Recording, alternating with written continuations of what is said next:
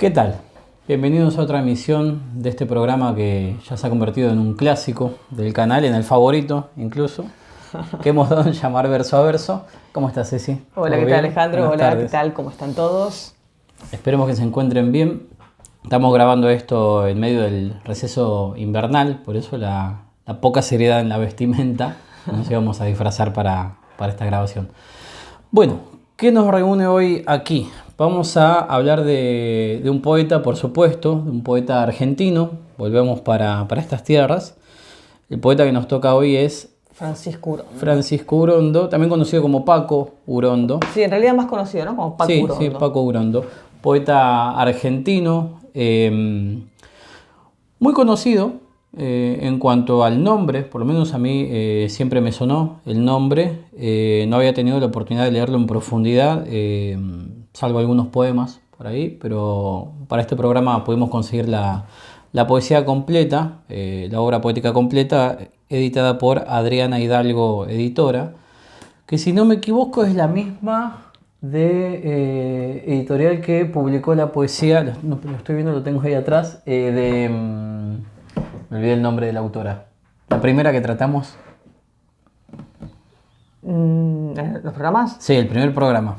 Bueno, ya lo recordaremos. No sé qué. Orozco. Olga Orozco. Ahí está, mala memoria. Sí, son las vacaciones. Es la misma editorial. Así que tenemos acá toda la poesía. Es una obra bastante extensa. Son 9 poemarios, si no me equivoco. Más allá de esto, Francisco Urondo ha incursionado en otros géneros, en la novelística. Tiene publicado una novela, fue periodista, escribió 2 tomos de cuentos, fue guionista también, incursionó en el teatro, en el género dramático. Además del periodismo, bueno, hay un montón de cosas para decir sobre él. Lo que más se recuerda también es que fue militante político, y el término sería guerrillero, porque formó parte de la agrupación Montoneros, sí, y de las FARC, acá en Argentina también. De hecho, encuentra la muerte, ¿no? en una operación militar. Así es, sí. Para ordenarnos, él nace en 1930 en Santa Fe, y esto que comenta Ceci es en 1976, ya iniciado el proceso de la dictadura militar de aquella época, que recordemos inicia el 24 de marzo.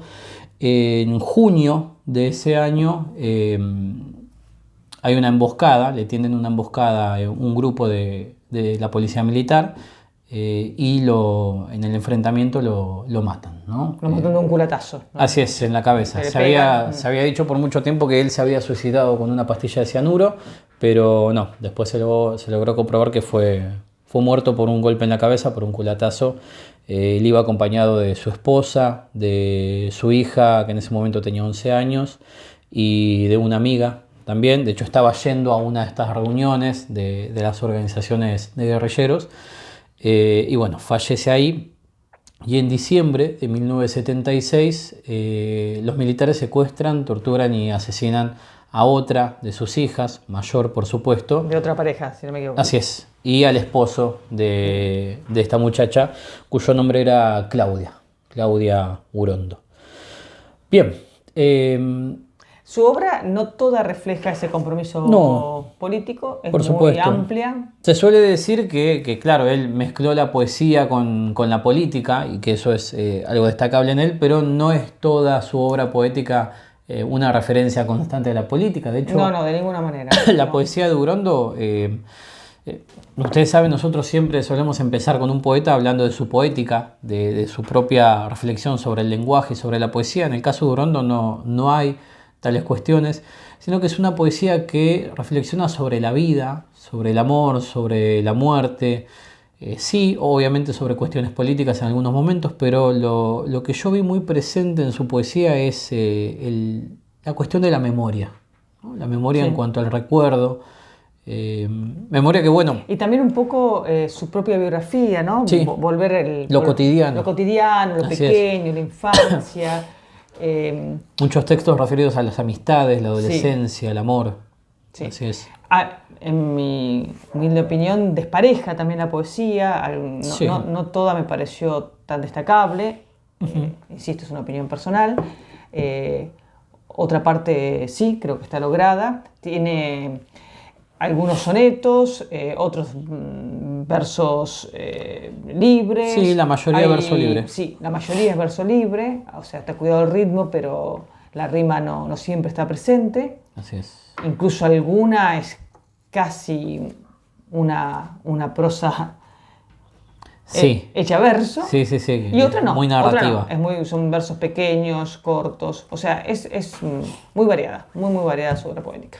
También en cuanto a la extensión, porque tiene poemas breves, de 4 o 5 líneas, y también uno se encuentra con poemas de 10 o 20 páginas, Claro. que son bastante densos en la lectura, y como bien decís vos, Ceci, un poco, no sé si la palabra sería desprolijos, pero sí poco claros en cuanto al tema, ¿no? Uno no termina de entender en algunos casos de estos poemas extensos si se trata de un solo poema con distintas secciones que están subdivididas o si se trata de distintos poemas agrupados bajo un mismo título. Es complejo en ese sentido, Francisco Urondo, pero bueno, hemos logrado rescatar algunos para compartirlos con ustedes, ¿no? Y para ampliar un poco. Sí, de hecho es los una obra márgenes. poética que vale la pena conocer, que hay que leer, o sea, creemos que se encuentran realmente poemas muy logrados. Sí. Y bueno, junto a otros que tal vez por una cuestión de gustos personales no nos trajeron tanto. Sí. De hecho, había quedado en el olvido la obra de Urondo, que se había publicado por última vez a fines del siglo XX. Recordemos, él muere en el 76, pocos años después se publica tomos de la obra reunidas. Y bueno, creo que es la única edición esta que reúne toda la obra poética, sus, si no me equivoco, 9 poemarios, y además hay algunos poemarios o libros póstumos que no fueron publicados por él, que son también bastante interesantes. Bueno, ¿y qué elegiste, Alejandro? A ver. Bien, tengo acá el machete, tengo varios anotados. Vamos a empezar con... Voy a ir en orden de aparición porque marqué bastantes, pero no hay tiempo para todos. El primero que tenemos se llama Invitación al baile. Vamos a ver también que el análisis o la reflexión que podamos hacer sobre estos poemas va a ser también un poco vaga porque quizás no hay un contenido tan condensado como en otros poetas. Pero bueno, vamos al texto. Invitación al baile. El sol no puede ceder su alegría. No invita la longitud de la noche. Las calles caminan más allá de la voluntad. La imaginación de todos es insuficiente cuando vibra un solo dolor. Comprende, en soledad y para todos, que es la esperanza un gesto demasiado difícil. Bueno, el texto es breve, es prácticamente una prosa poética porque los versos son bastante extensos.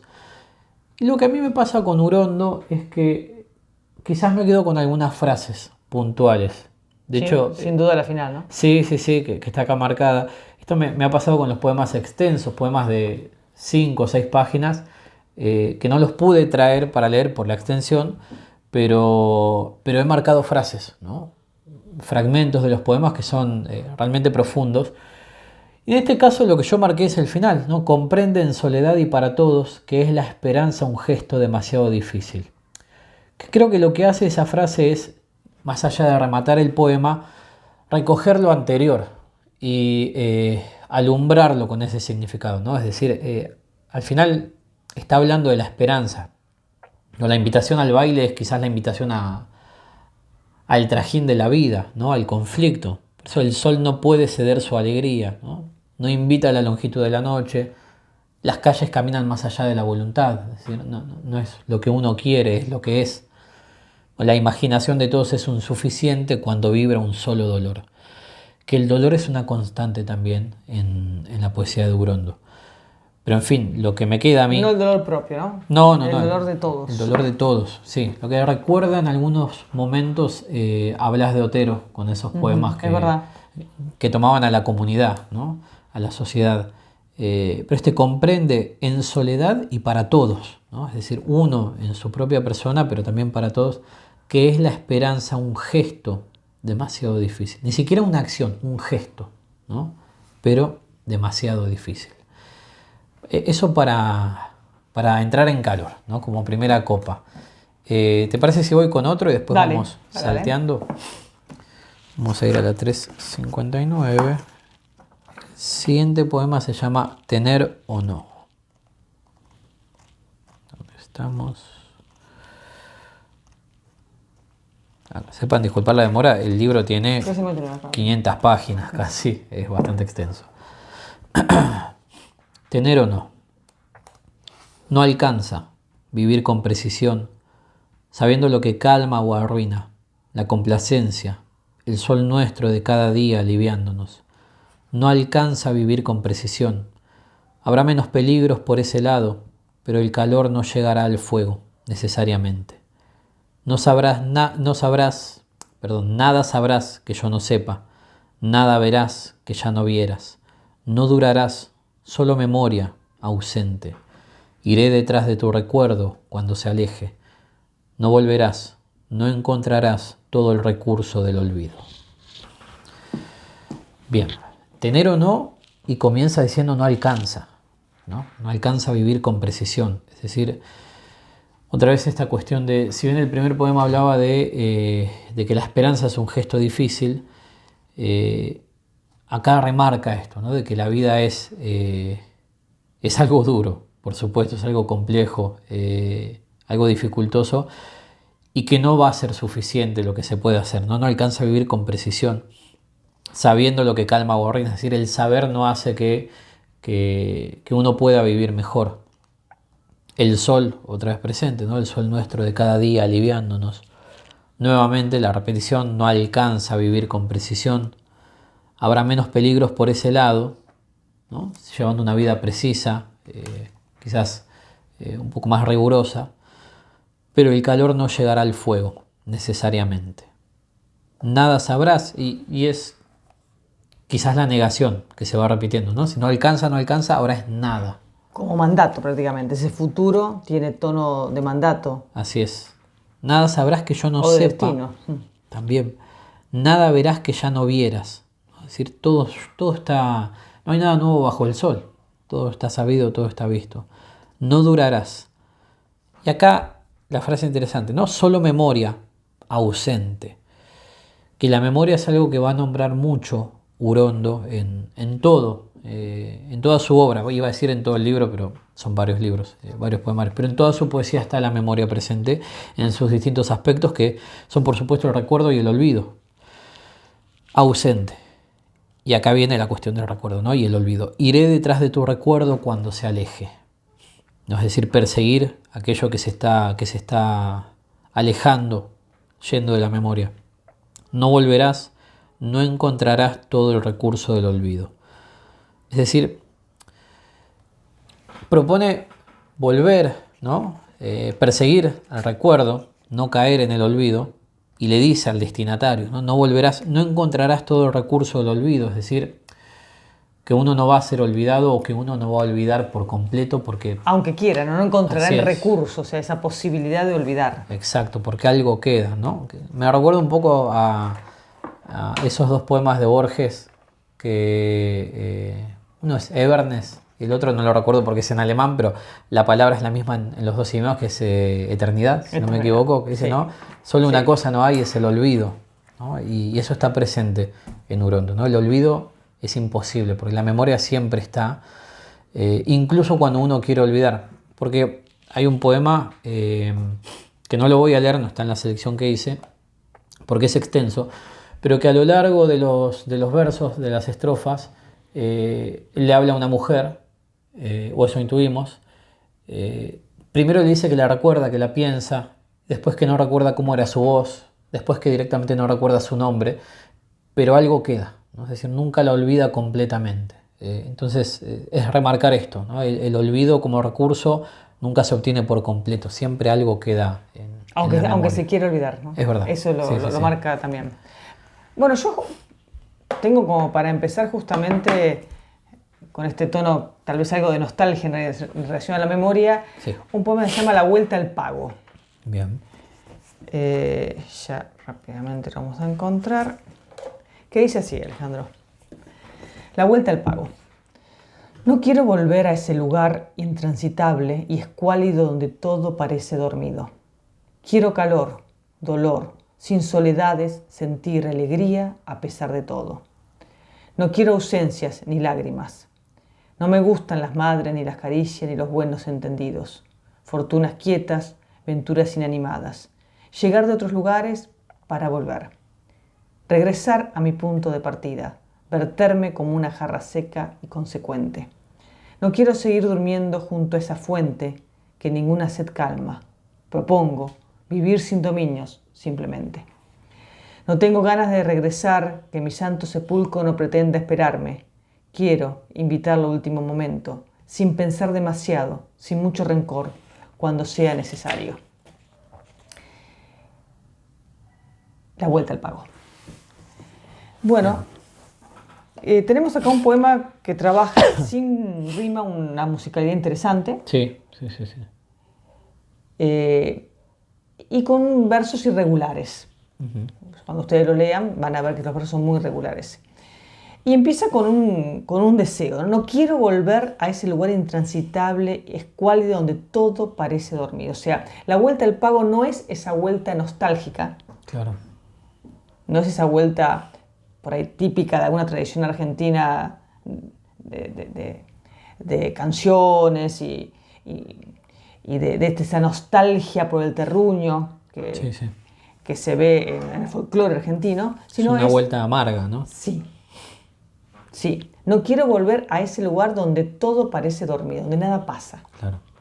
Quiero calor, dolor, sin soledad de sentir alegría a pesar de todos. O sea, quiere algo que lo haga sentir más acompañado del calor, como esa metáfora de encuentro, de estar con otros, sin soledades, de hecho lo dice claramente, y sentir alegría a pesar de todo. No quiero ausencia ni lágrimas, o sea, quiere evitar esa nostalgia. No me gustan las madres, ni las caricias, ni los buenos entendidos. O sea, ese lugar de la infancia parece rechazarlo. Fortunas quietas, venturas inanimadas. O sea, lo cómodo, lo seguro, no lo quiere. Llegar de otros lugares para volver. Regresar a mi punto de partida, verterme como una jarra seca y consecuente. O sea, no ser consecuente tal vez a un mandato, no regresar a ese origen, a ese lugar de la madre, de la familia, del terruño, del pago, ¿sí? Y ser consecuente con eso, con ese lugar, con eso que ha bebido de pequeño, ¿no? Claro, casi deseando un poco el conflicto. O la diferencia. Sí.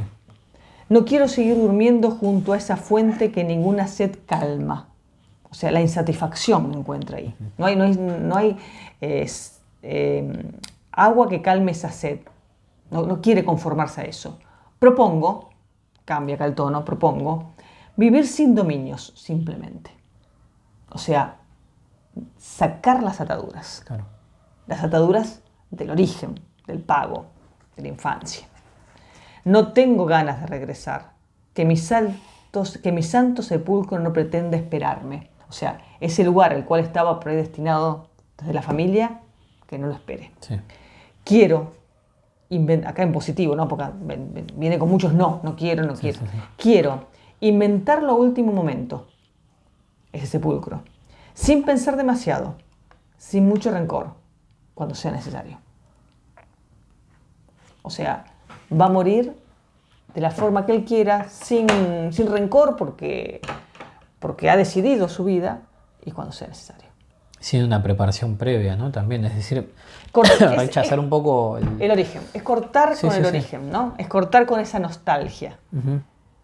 Otra vez creo que está este tema, ¿no? Del olvido y la memoria.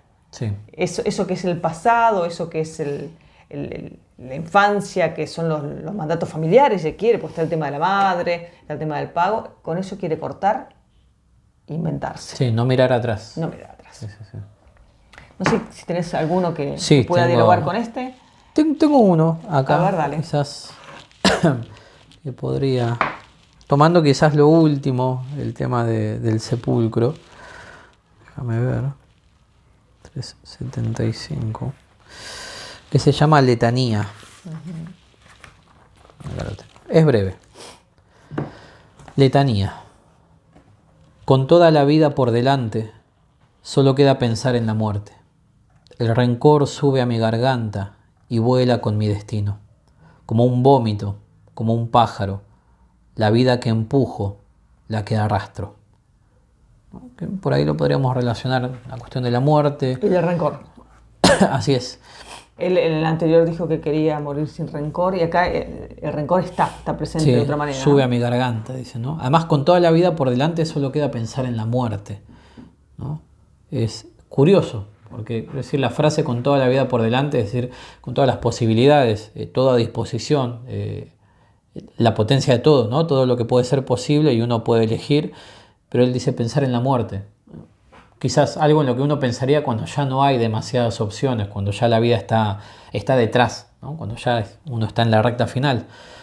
Y termina diciendo, la vida que empujo, la que arrastro, ¿no? Es decir, otra vez la cuestión de la vida como algo difícil, como algo pesado, y que quizás lo invita un poco a no pensarlo tanto, ¿no? Por eso también, volviendo al poema que leíste vos, esto de rechazar ese sepulcro que lo espera y resolver en el momento qué es lo que va a ser de su vida, qué es lo que va a ser de su muerte. Creo que por ahí hay una conexión. Y el nombre, ¿no? Letanía. O sea, Letanía repetir también. esta idea Sí. permanentemente. Sí, creo que lo podríamos conectar por ahí. Tengo otros más. Tengo uno que por ahí nos va a sacar un poco de esta cuestión de la vida y la muerte, pero va a tratar el tema del amor, que se llama Dame la mano. Es un poema, a mí me parece muy lindo. Quizás sí un poco triste, pero no deja de ser bello en esa tristeza. Dame la mano. Cuando arda el amor, no estaré a tu lado, estaré lejos. Será por cobardía, por no sufrir, por no reconocer que no supe cambiar todo esto. Arderá el amor, arderá su memoria, hasta que todo sea como lo soñamos, como en realidad pudo haber sido. Pero ya estaré lejos. Será tarde para lamentos, y nadie podrá todavía asombrarse de lo que tiene. Antes que nada, antes de sospechar, vivamos esto, que más no sea, y que por ahí es demasiado. Vivir sin que nadie admita, abrir el fuego hasta que el amor, rezongando, arda como si entrara en el porvenir. ¿No?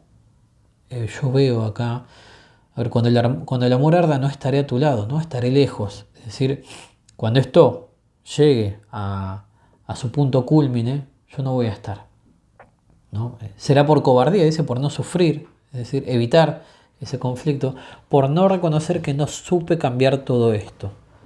Es decir, sabe que hay una limitación en ese amor del que habla y que quizás no está dispuesto a enfrentar esos límites.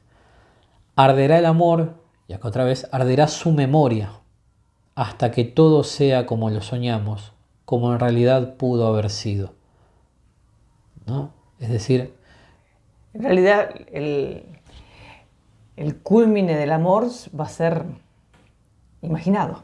Sí. Va a ser soñado. Claro, como pudo haber sido. Porque se fue. Sí. ¿No? Pero ya estaré lejos, dice.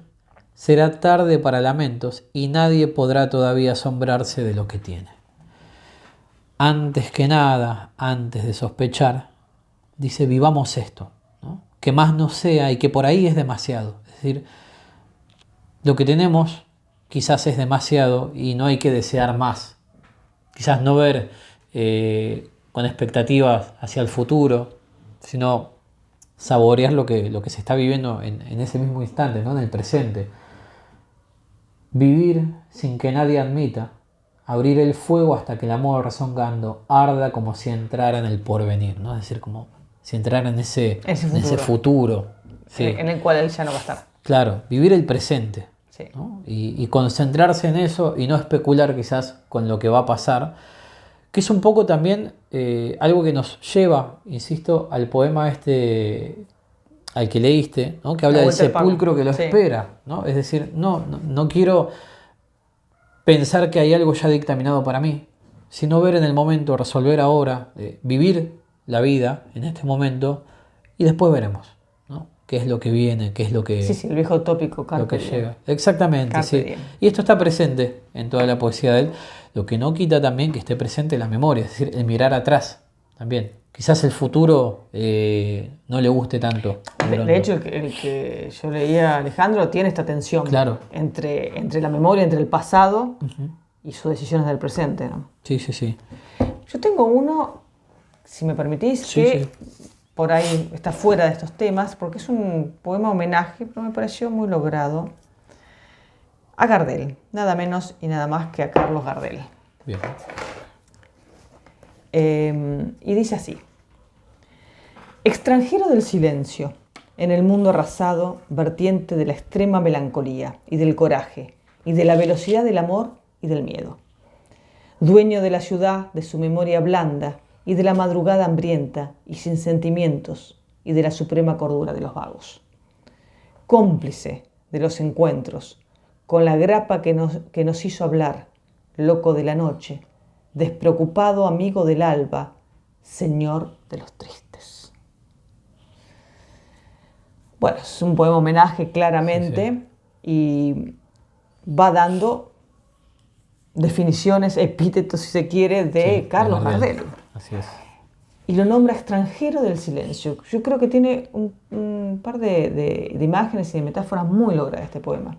Extranjero del silencio. Gardel era todo canción. No había silencio en él, era todo música. En el mundo arrasado, o sea, aún pasara lo que pasara. Vertiente de la extrema melancolía, el tango, ¿no? Por supuesto. El tango, el que no lo conoce, escucha algún tango y va a ver que es la melancolía permanentemente. Y del coraje, de la velocidad del amor y del miedo. Todo eso es el tango y todo eso es Gardel. Dueño de la ciudad. Fíjense qué honor le pone, ¿no? Dueño de la ciudad. De su memoria blanda y de la madrugada hambrienta. O sea, ese Gardel que tocaba hasta el amanecer. El nocturno, sí. Y sin sentimientos, y de la suprema cordura de los vagos. La cordura de los vagos. El que está ahí y solamente se entrega a la música. Cómplice de los encuentros. Un amigo. Claro. De la grapa que nos hizo hablar. Ahí otra vez la bebida. Sí, esa idea del cafetín, ¿no? De Buenos Aires, de este Gardel de los encuentros en ese tipo de lugares. Loco de la noche, despreocupado, amigo del alba. O sea, pasar toda la noche guitarra en mano. Amanecer. Señor de los tristes. Eso me pareció maravilloso. Señor de los tristes. Señor de los tristes es genial, una frase genial. Y porque los tangos de alguna manera transpiran tristeza. Sí. Transpira melancolía. Y a Gardel no se lo puede separar de sus canciones, de su cantar, Señor de los tristes. Sí, es muy bueno. Yo soy más de Goyeneche, pero es muy bueno. Pero como poema es muy bueno. Sí. ¿Tenés alguno más? Tengo un fragmentito de un poema que es extenso, pero obviamente los que conocen a Burondo están esperando la mención de poemas más políticos, ¿no? Tengo un fragmento que por ahí va a satisfacer mínimamente ese deseo. El poema es Quiero denunciar. ¿Dónde está? Está al final, 471. Que obviamente va a ser una denuncia de varias cosas y cuestiones políticas. Pero hay una frase en el final que me parece interesante. Leo los primeros versos nada más, lo que me interesa es el final, como para que vean un poco cómo empieza, ¿no? Quiero denunciar. Quiero denunciar ante todos, público y clero, el robo de un par de anteojos, de alguna camiseta sucia y pañuelo usado, un número impreciso de poemas que venía escribiendo en los últimos años de esta guerra, un aparato de televisor, discos, armas, souvenirs, varios, un libro de Lenin, un disco de Don Pepe de la Matrona que me regalara el divino Divinsky, por recomendación del marqués del Cante, don Fernando Quiñones, un asiento argelino, piedritas, cartas, 2 botellas de vino. Va a seguir enumerando los objetos robados, perdidos, pero lo que quería mencionar es lo siguiente. Sobre el final del poema dice, bueno, otros fueron destruidos por la propia policía o los militares de los servicios de informaciones que también vinieron a buscarme y también me llevaron. Ahí la referencia a este conflicto. Hago esta denuncia, y acá viene lo interesante, especialmente por la pérdida de armas y poemas. ya que ambos son irreparables. Han sido robados al pueblo de la República, a quien naturalmente pertenecían. Armas y poemas, ¿no? Esta cuestión de la espada y la letra, ¿no? Ambos pertenecían al pueblo, dice él, obviamente desde su lugar, sí, sí. De militante, de la guerrilla. La pluma como espada, ¿no? También es un lugar... Así es. Este lugar de la poesía como combate está presente también en otros poetas. Sí. Y el pueblo las requiere, ¿no? Para poder subsistir, tanto las armas en ese contexto como el poema en general, ¿no? Yo creo que ahí sí coincido con él, que los poemas son tan importantes o más importantes que las armas. Por eso nunca está de más llevar un buen libro y no revólver, por si acaso. Pero, mejor un libro que un revólver, yo diría. Claro. Quería la referencia ahí para que entiendan que también hay muchas cuestiones políticas en la poesía de Urondo. De hecho, este poema, si no me equivoco, está en el libro, sí, Cuentos de Batalla. Cuentos de Batalla es... Que tal vez sea el más político. Sí, ¿no? El más político en varios aspectos. De hecho, hay un poema muy curioso que es Soy el poeta de la revolución, se llama, ¿no? Es el que antecede a este. Bueno, también por la fecha, ¿no? Sí. Ya el momento de pleno... Por supuesto, cuando ya estaba todo bastante caldeado. Claro. Igual, bueno, convengamos que eran épocas caldeadas hacía varios años. La militancia de Urondo se da en los 70 y bueno, ahí hay varios conflictos políticos en ciernes. Bueno, un poeta para conocer. Sí. Los invitamos, como siempre, a leer, a conocer la poesía, a pensar poéticamente. A comentar qué les pareció, si pudieron leer más de él. Hay un montón de poemas de Urondo, como les dije, son 500 páginas prácticamente solo de poesía. No estamos hablando acá ya de novela, de cuentos, de guiones, teatro. Así que bien. Pero bueno, valga esta introducción para comenzar a conocerlo. Así es. Nos vemos en la próxima. Nos vemos en el próximo Verso. Chao. Chao.